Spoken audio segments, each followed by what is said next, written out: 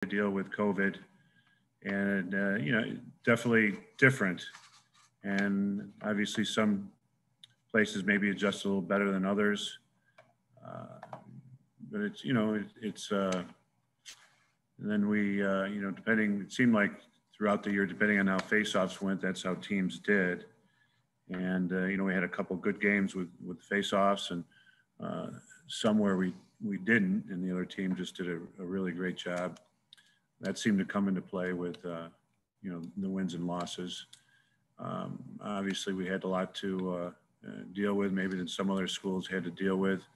But I'm disappointed, with the outcome of today. Obviously, really gotten really tight with the seniors, 5th, 6th year guys, along with the whole group, and very disappointing to not being, getting back to work on Monday to get ready for our next opponent. And that's probably the most difficult thing, is talking to these guys and coming to the realization that our season is over, and in some cases careers are over at the college level. So that's still sinking in. We just had had the whole team in the locker room, and guys were sharing their thoughts and with each other. A lot of the seniors spoke, and very difficult, but we'll spend the rest of the evening together, and we'll get through this. And they're guys that have an opportunity to return and play are already talking about next year. But I think first of all, we want to talk with our seniors. So I want to take the time to congratulate Georgetown. I thought they played really well. They came to play. They did a nice job right from the get-go. And again, I was disappointed with basically how we played tonight. But I got to take my hat off and give Georgetown a lot of credit for that. I just thought that expected a little bit more from the game tonight. Next we go to Patrick Stevens and then Lindsey Kramer. Hey, John, Patrick Stevens with Lacrosse Magazine. The way that they were able to get the number of looks, the number of quality looks they got at the offensive end, what do you kind of attribute that to? Is that as much them as you? And just how do you kind of size up how things unfolded at that end of the field? Yeah, I can't take anything away from them. I mean, number 19, he had some 3-point shots. He was shooting from downtown with a lot of zip. And you could hear it. You could hear some of those shots hit the pipe and in.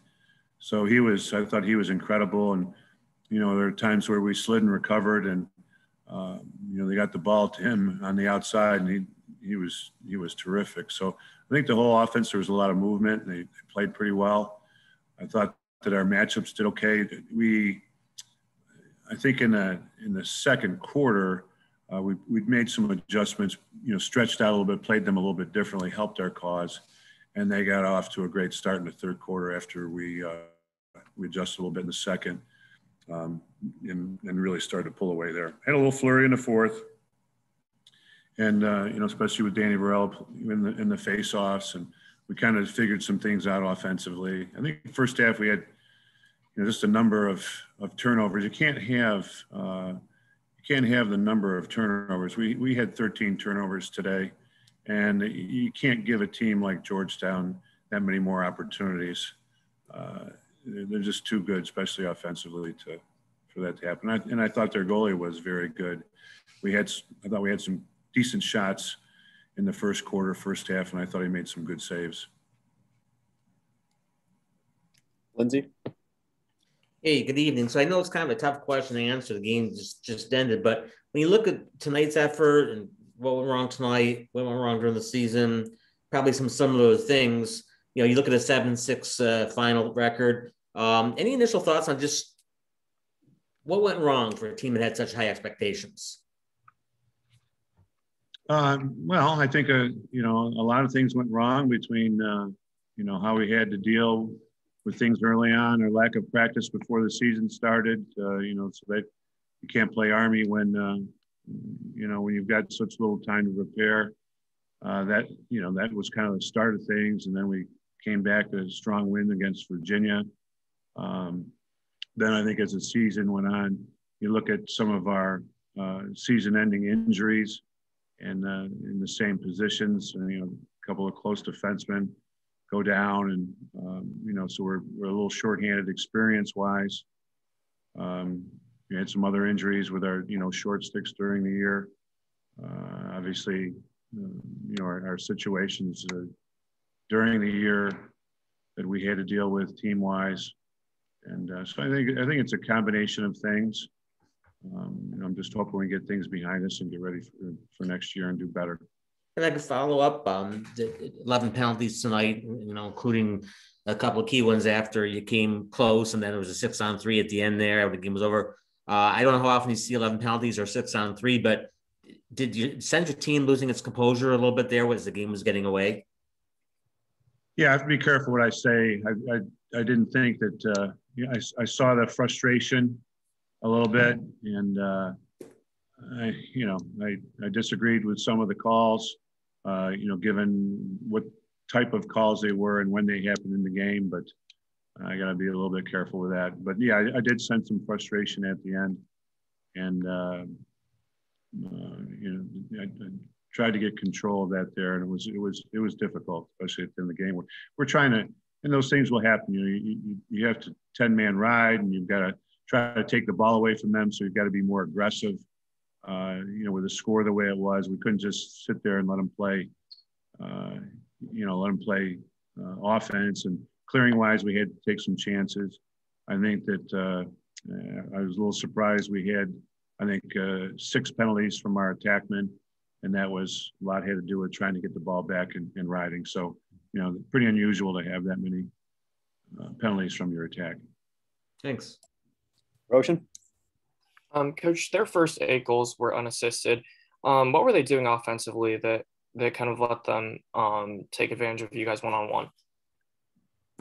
Yeah, that's a little bit uncharacteristic for them. And we wanted to play them a little bit more straight up because so many of their goals throughout the year are assisted.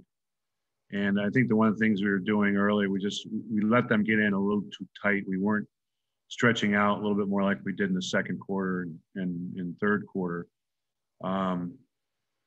They're good dodgers and they shoot the ball well from the outside on the run.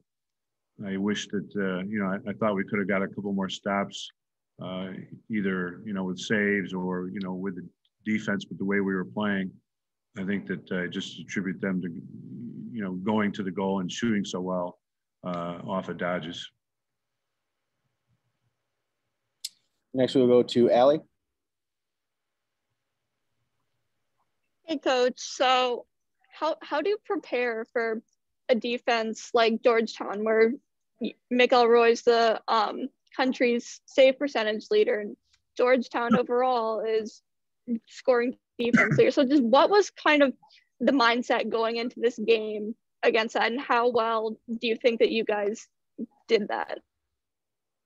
Well, obviously, I'm not sure we did it well. I thought there were some uncharacteristic turnovers, just simple turnovers, especially in the first half. Our players throwing to one another, taking their eye off the ball, having it go off the top of their stick. And, when Georgetown was winning faceoffs and they had that little flurry in the first quarter, we needed to really value our possessions and try to get some good shots. We talked about changing the plan on their goalie.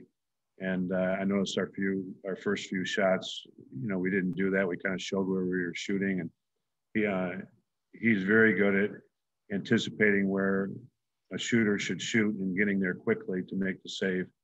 So we wanted to be more deceptive in it, and it looked like the emotion, of a playoff game, and again, taking our eye off the ball and having those kind of simple or silly turnovers to give Georgetown the ball back. That really didn't help our cause.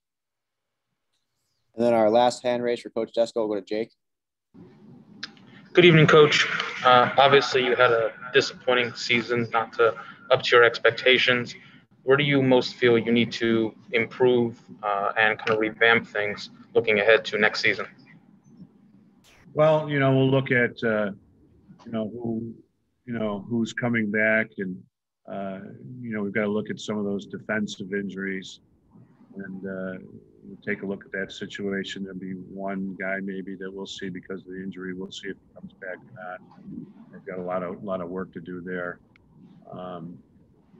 And I think, probably with the number, of goals, I think we got to look a little bit more defensively, in our personnel and in our package.